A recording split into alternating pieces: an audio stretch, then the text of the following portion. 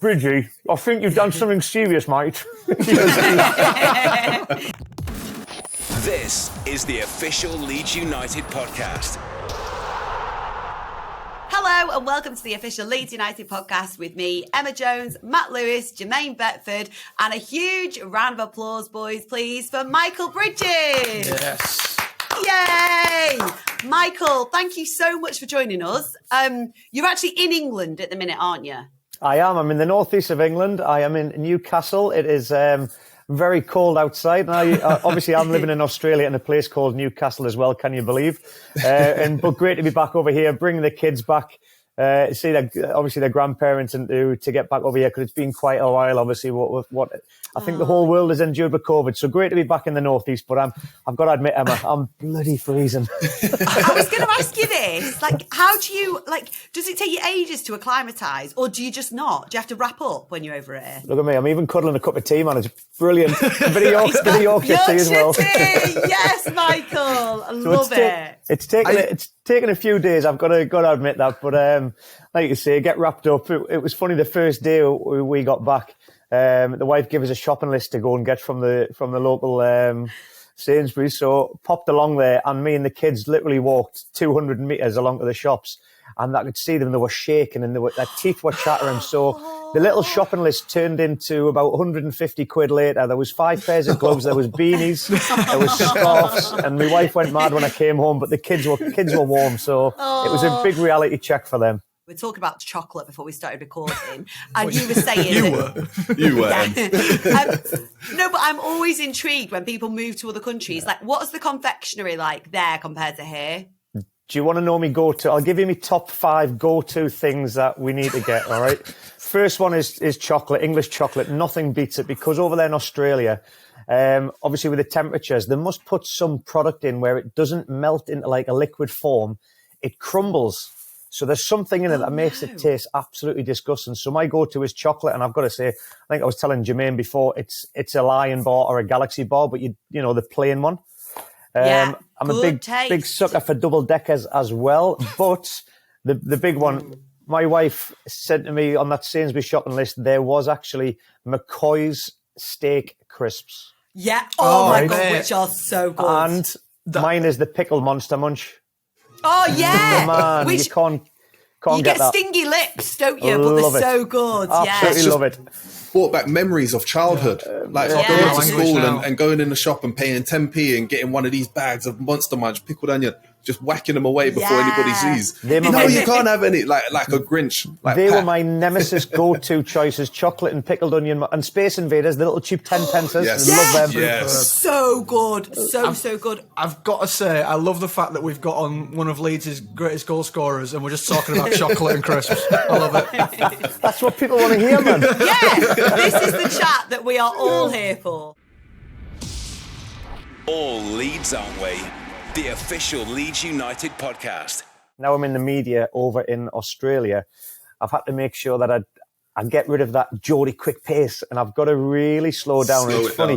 When I'm on the TV, I get Jermaine, you'll know this one. The producer goes in my ear. Have you been talking to your mates in England again? Slow down. So it just, it's once the Geordies get together and we start just talking very fast. And it's actually very funny. My kids have got Aussie accents, but when me and the wife talk, even they look at us and kind of go, what the hell's mum and dad talking about? So it's funny. Listening on together. Michael, let's talk about your career because, of course, that is why you're here. That's why you're talking to us today. You've done so many things since your time with Leeds, haven't you? But how do you reflect on your career now? Fantastic question, to be fair. I reflect on it on a roller coaster ride, the highs and the lows of football and life in general. I had the luxury of being in the right place at the right time at a very young age. When I was spotted by Sunderland Football Club, they were actually looking at a different player, can you believe, at the time, and he was injured, and I got my opportunity and took it in front of a scout, and I was very, very fortunate because I'd been released from Newcastle United as a kid and missed out on a trial at Middlesbrough. So I was at sixth form college playing for my school team, so I was in the right place at the right time then. Fast forward to the move to Leeds United, I didn't actually believe I was a £5 million player. David O'Leary and them saw something in me, and Jimmy Floyd had just left, and I had to learn to swim in the deep end very, very quick. And I was blessed to be in a fantastic team of players that my football education went from, I'd say, a championship player, and the development was just so fast because I had so many good players around us. And the information that Eddie Gray gave me was spectacular. You know, David O'Leary had a lot of money to spend, and he bought the best youngsters from England at the time and around the country. And Eddie was just a wealth of knowledge, man. Like, so much tactically I learned off him in the final third. O'Leary was still learning his trade as a manager and take nothing away from the tactical side. But Eddie was, he's just a great man and a great coach. And still, it was great to see him the other week. So you get the highs of signing for Leeds United, being part of the family there, that I call it now, because it's played such a valuable part in my life, and Sunderland did as well. So 3 promotions with Sunderland, 2 relegations with Sunderland, Leeds United, the highs, and then the injury nightmares. So my career, my life has just been a roller coaster ride of when you go up and then you go over the other side and then you build yourself up again. And I just feel blessed that I've had that opportunity, because it's just made us a really stronger person all round, because I didn't give in. I was a Spurs fan for my sins, and that came about because of a guy called Chris Waddle. And I used to go to St James's Park till the age of about 8 with my father, and then I was just a Chris Waddle fan. And he had the mullet. I even bought his CD or whatever it was that he sung with Glenn Hoddle. Wow. Diamond Lights, I think it was. How does it go? Yeah, good one, Jermaine. Steady you. So he shirts weren't ready available back then. So my dad managed to get a shirt sent up from London, and he gave us a Tottenham Hotspur shirt, and the rest is history. So it was actually really strange how I ended up at Leeds United. I'd been signed by Spurs. I went down there, and George Graham was the manager, obviously, Mr. Arsenal. And he was trying to sell the club to me, Tottenham Hotspur. And I said, "You don't need to sell me the club, Graham." I said, "I'm a Spurs fan. I'm just delighted to be here. Let's get it done. And you don't need to tell me about Spurs, because you're Mr. Arsenal." And what had happened, Alan Sugar popped his head in. I'll never forget, the blue Rolls Royce turned up outside. He came into this hotel down in London where we were sat with David Pleats and George Graham and my agent, Tony Stevens, at the time. And I couldn't believe what I heard. It was probably the worst 30 seconds I've had in my life. And he walked in, he said, "Listen, I'm Alan Sugar. Nice to meet you. I don't know who you are or what you are. I've been told to pay £5 million for you. You don't get much for your money. You're not getting the money that your agent wants. And I've got bigger and better things to be doing with myself today, with property. So good luck. And I'll see you for the first game of the season." Wow. Wow. And I don't like to swear, but as he left, he walked out. George Graham went, "Oh my God, what a bleep head." And wow. I was 18 years of age. I was in absolute shell shock, and I turned to my agent and I just kicked him under the table and I said, "We're done here. Get the hell out of here." Wow. Yeah. So get in the car. It got announced it was getting announced on all the radio stations in the car on the way up Bridges signs for Tottenham Hotspur, and my agent quickly got on the blower to cancel all the speculation, or to get the truth out there. And then the next thing you know, Peter Reid rang from Sunderland. He was on pre-season tour in Denmark and actually said, "Why is the deal falling through?" He said, "You better find another club, because I've already bought 2 players for your money." He said, "So I'm going to be knackered at Sunderland if we've got to bring you back." So as I'm driving up back to the northeast of England, we got another phone call off Peter Reid saying, "Listen, Leeds United have matched the offer of Spurs. Pop in on the way and see what you want." And I kid you not, we went into the training ground. We met Jack the Rockweiler. Bless him, he's no longer with us. He was like the best security man in the world. The new signing couldn't even get through the front gates. And I met Ridsdale and O'Leary, and a few of the players were in there. And I just loved the facility. They made me feel so welcome. And it was something just felt so right after having such a wrongdoing down at Tottenham on the same day. And like I say, the rest was history. It was just, it felt like the match made in heaven. The toughest part to handle was the initial injury over in Besiktas when I'd actually, I haven't even got a good tackle or anything to show. It was actually the blade of the football boot on the Adidas had got caught down the side of the defenders. Were they Predators? Yeah, the Preds with the blades in. Yeah. We were both running, and the momentum of my weight, Gary Kelly played a ball up the right channel, and I'd gone inside the centre half and the left side fullback, And we were just running together. And somehow all my momentum of my right leg was going down as he lifted his right leg up. And it literally just dislocated and snapped everything in the lower limbs. Oh, my God. But we didn't know the extent of the damage. Dave Hancock was a physio at the time. He was there with me as well when I joined. Mad Dog. Mad Dog. Yeah. He used to go, Bridgie, I think you've done something serious, mate.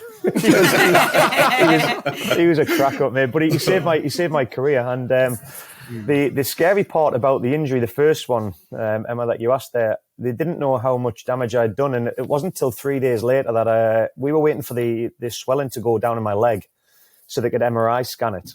But it was actually getting bigger. And we didn't realise I had an internal bleed in my leg. Oh, no way. And the bottom half of my leg up to my calf had actually gone black overnight. And I was rushed in to get it done. So it was a very, very serious operation. I think when they went in and found out the damage, afterwards I was told I'd never play ever again. And that was the hardest pill to swallow, hearing that. And I'm really pleased I listened to Dave Hancock, the physio, because I was given a cheque for a lot of money as the insurance to retire. And Dave said to me, he said, listen, I will get you back playing. He said, I don't know how long it's going to take and I don't know what level it's going to be at, but you've got a 4-year deal here. He said, stick with me and it's going to be a long journey. And I'll tell you what it was. It was because when you're playing and you're fit, we're in at 8 a.m. and I'm playing golf at 1 p.m. in the afternoon with Harry Kuehl. Whereas when you're injured, you're in at 7 and you're leaving at like 5:30, 6 o'clock. And then sometimes I was going to Dave's gym and then staying at his house to get extra treatment. So it became it was a hell of a battle for 14 months, but he was true to his word. He got us through it. I got back playing with the Rezzies, 7 games. And all he said was, after that, he says, I'd lost a bit of pace. I'd always had a footballing brain. I was blessed with that, but I'd lost a bit of pace and a bit of confidence as well. But I'd become stronger physically because of the gym work. And 7 games in the Rezzies, I was given the green light by O'Leary, who were playing Malaga at home. And I couldn't believe it. I'm like, well, I'm pleased I didn't take that check. I'm back playing football. And 4 minutes into the match, I literally heard this almighty bang. And I just fell in a heap and my left Achilles had ruptured. And it was that moment in time where I physically and mentally couldn't go, knowing what I would have to go through again because just Michael crushed. Dubry had snapped his. I was crushed, I was mentally and physically crushed. And like I say, if I hadn't met Kate during the first injury, I probably could have been in a hell of a dark place. You stop answering phone calls. You didn't want to leave the house at times, and I was ignoring people and family and friends because I was in a world of pain, in a dark place. But we got through it, and we went again finally after getting a bit of help. And luckily had a very good supportive network at the football club and with my family. And once I'd had that imbalance in both legs, I knew that my days at the top end in the Premier League or Champions League were done.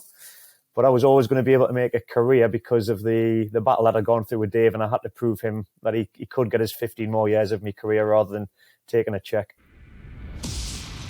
All Leeds, aren't we? The official Leeds United podcast. Michael, it's evident, just hearing you talk there, how passionate you are about the youngsters that you are coaching. Yeah. Would you ever come over to England and manage over here? Yes, definitely. And it's interesting. What you asked there, we don't go through our badges. It's in my blood, football.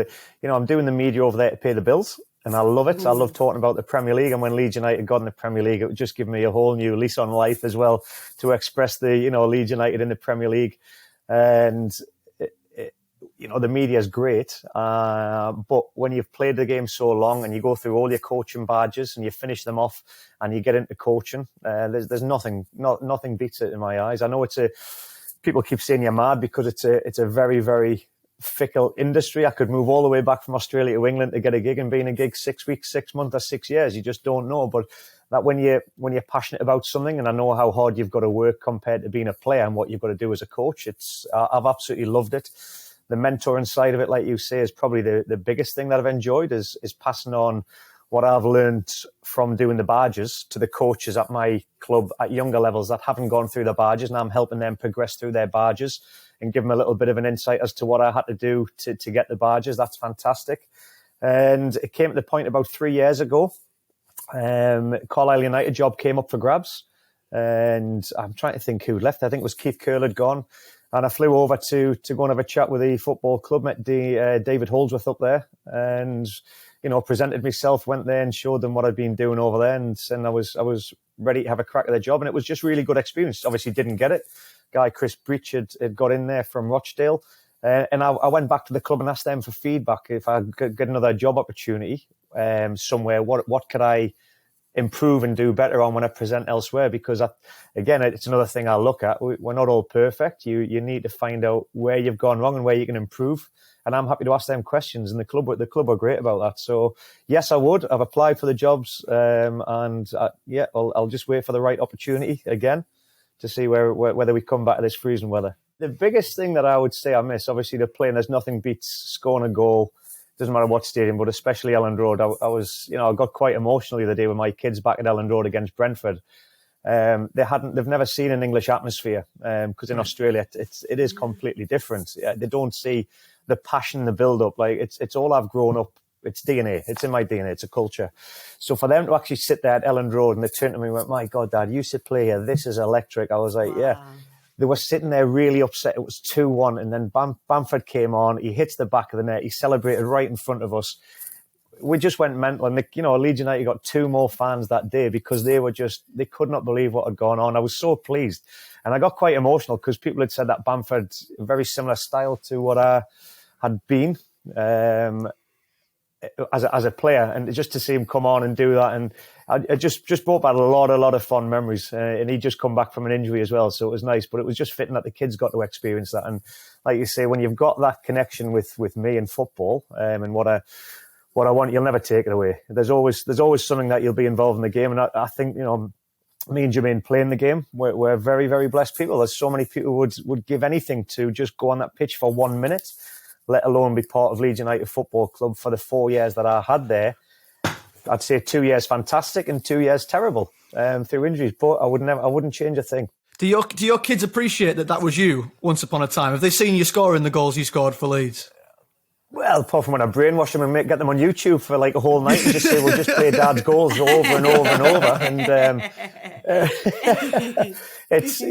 And what was quite funny the other day, I went to do the marquee in the pavilion out the back with Mel Sterling. I had a chat with the fans out the back. And my son was looking at us on stage, and it was really funny because when we went to get back into the grounds, they only allowed a few people in just to come and get some autographs and pictures. And my lad got stuck outside in the marquee, and he actually said, "That's my dad in there. I need to go with him." And they were like, "Yeah, good one, son." So Stuart had to go and rescue him. And then when we got the lift upstairs, it was really, really nice. Stuart said, "Have you seen this before?" He says, "No, nobody knows me, Dad, in Australia. This is really weird."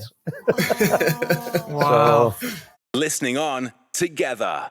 What do you make of Marcelo Bielsa? Because obviously Leeds United, your team, you've watched them, you'll have seen them in the Premier League, what this wonderful man has done with this side. What do you make of him? I think everybody talks about being a genius, and that's what he is. He's everybody that he's worked with or worked under just speaks so highly of him. What I love about Marcelo Bielsa is he knows exactly what he wants to do with the ball. He knows exactly what he wants to do without the ball. He knows what he wants to do in both the transition moments when you win it back and when you lose it. And for me, when you've got that kind of people talk about having a vision and a philosophy as a coach. There's a lot of coaches out there, I believe, still don't have that kind of whole holistic approach that he knows exactly what he wants to do. He's always evolving, and he gets people in and around him. I mean, I was blown away by his staff when they came over to Perth to do the tour down under, and to be part of that and see a bit of the inner sanctum. I just think it's magnificent, and to think that he stuck with us in the championship and got us out. He's 16 years of hurt. He's just a guru. Give him the key to the city. Just an amazing character. He's very, I would say, eccentric, because when I saw him turn up to the Play of the Year do, and everybody was in Dickie bow tie, and then you get Bielsa coming in his tracksuit. Man, there's not many coaches in the world can get away with that, and he's one of them. And you laugh at it because it is him. He's a very, very unusual man. I'd love to be able to just pick his brain. I'll tell like all the coaches that are there, what they will be learning. And I think I don't know how much input is it Jacko with the 23s has got to see, what Jacko's learning and gone from the 18 to the 23s. I think if he's watching Bielsa and his staff sessions, man, you've got to be a sponge and just absorb it as much as you can. This is the official Leeds United podcast.